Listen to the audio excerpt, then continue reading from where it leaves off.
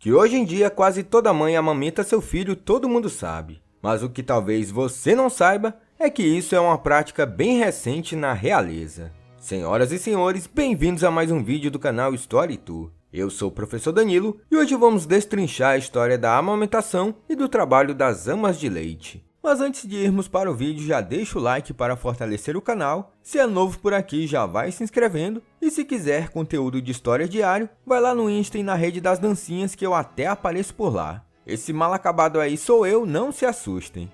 Eu sou o professor Danilo e se você gosta de história já segue aqui porque tem vídeo todo dia. Viu só como é eu mesmo? Dito isso então, bora pro vídeo.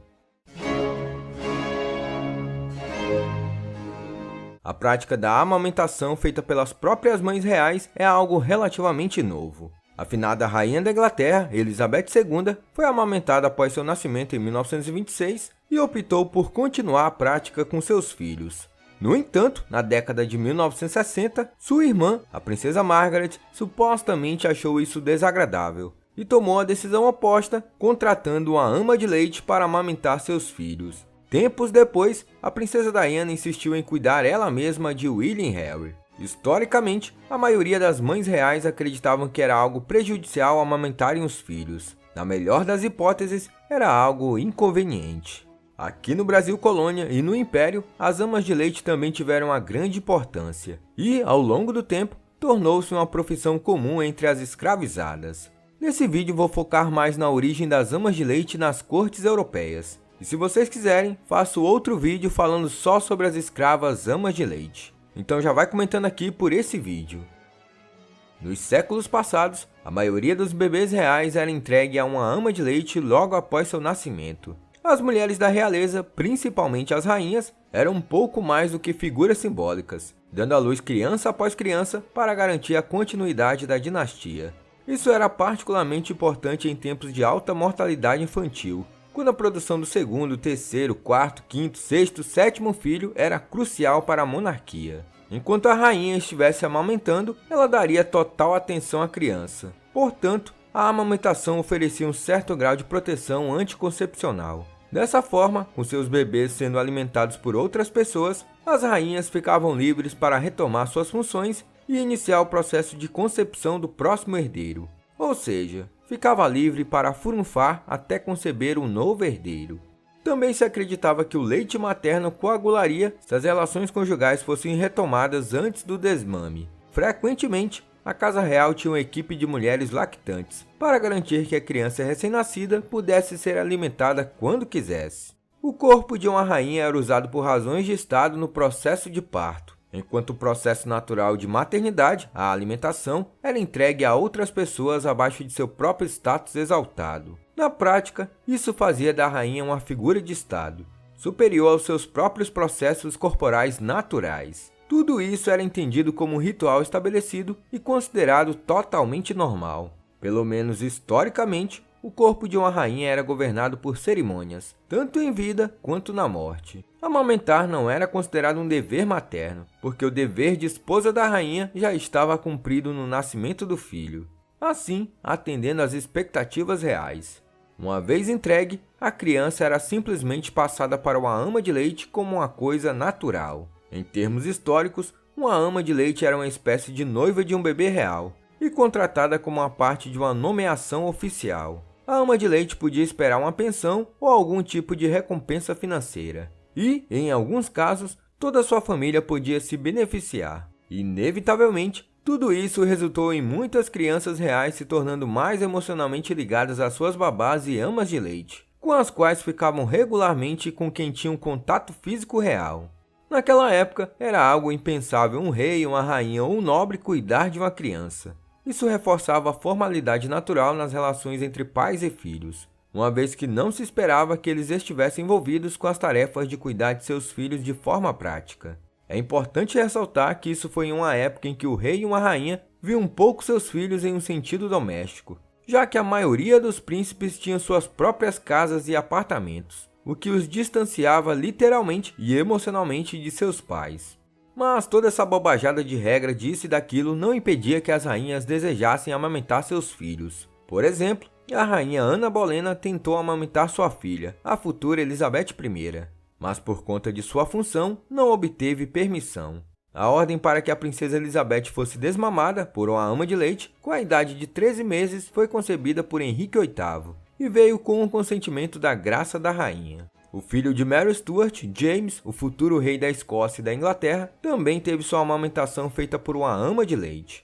No século XVII, a amamentação era pregada como uma espécie de ideal puritano, embora as evidências possam sugerir que a prática era bem diferente. Já existia o conceito de que frunfar durante a amamentação era desaconselhável. No entanto, os médicos suspeitavam do valor do leite materno e aconselhavam as mães a evitar usá-lo sempre que possível. O primeiro leite, ou colostro, era considerado prejudicial e julgava-se que a alimentação não deveria acontecer até que terminasse o sangramento pós-parto.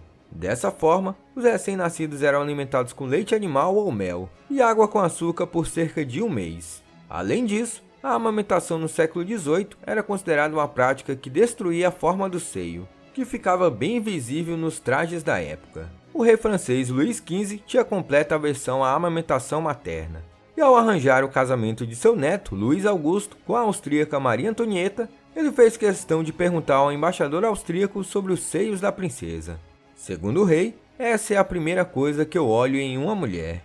Apesar da aversão do rei francês, Maria Antonieta amamentou sua primeira filha, Maria Teresa, após seu nascimento. Por isso ela teria dito as palavras, "Você será minha". Na França real, a percepção era de que um delfim, ou príncipe, deveria ser entregue a uma ama de leite, como um filho da França, como de fato ocorreu no nascimento do primeiro delfim, Luís José. Já uma princesa poderia ser amamentada pela rainha, embora Maria Antonieta tenha recebido inúmeras críticas pelo feito. Maria Antonieta provavelmente também tinha uma ama de leite secundária para Maria Teresa, mas deve ter continuado a prática porque 4 meses após o nascimento, ela escreveu para sua mãe, a imperatriz Maria Teresa, que ela ainda estava amamentando a criança. Essa relação de amamentação, filhos e rainhas só começou a mudar com o movimento iluminista, principalmente com os escritos de Jean-Jacques Rousseau. Esse filósofo passou a pregar vários elogios à maternidade natural. Porém, é dito que ele não estava exatamente falando para ouvidos reais. De qualquer forma, a amamentação natural ganhou mais espaço durante o século XIX. Já a famosa Rainha Vitória tinha opiniões decididamente fortes sobre o assunto da amamentação, embora ela mesma tivesse sido amamentada por sua própria mãe. Vitória abominava a prática da amamentação. Apesar de gostar de frunfar, notoriamente ela não gostava da gravidez. Mas ela dizia gostar muito de crianças. É dado como certo que a rainha não amamentou seus próprios filhos. Quando sua primeira filha nasceu em 21 de novembro de 1840, uma ama de leite foi prontamente contratada. A rainha Vitória achava a ideia de amamentar tão repulsiva que quando suas próprias filhas decidiram fazê-lo, ela escreveu em seus diários: "Meus cabelos ficam em pé quando minhas filhas se transformam em vacas."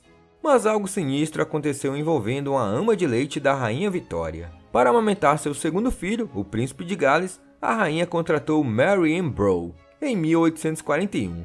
Mas, em uma reviravolta macabra, Mary Ann matou 6 de seus 7 filhos. A tragédia aconteceu em maio de 1854, sendo essa ama de leite uma das maiores serial killers da história. Depois da rainha Vitória, a prática de contratar uma ama de leite praticamente morreu. Uma contemporânea da rainha Vitória no século XIX, a lendária Cici, imperatriz da Áustria, também não teve permissão de amamentar seu único filho homem, que havia nascido em 1858. Como resultado, a jovem imperatriz sofria de retenção de leite, o que lhe causava vários problemas. Para além desse caso sinistro da ama de leite do filho da rainha Vitória, a atitude em relação à amamentação foi mudando como um todo. No século XIX, a prática foi gradativamente sendo adotada por mulheres da classe alta. A rainha Vitória ficou particularmente chocada quando essa mudança se tornou evidente em sua própria família, e foi abraçada por várias de suas filhas e netas. A principal delas foi a czarina Alexandra Feodorovna.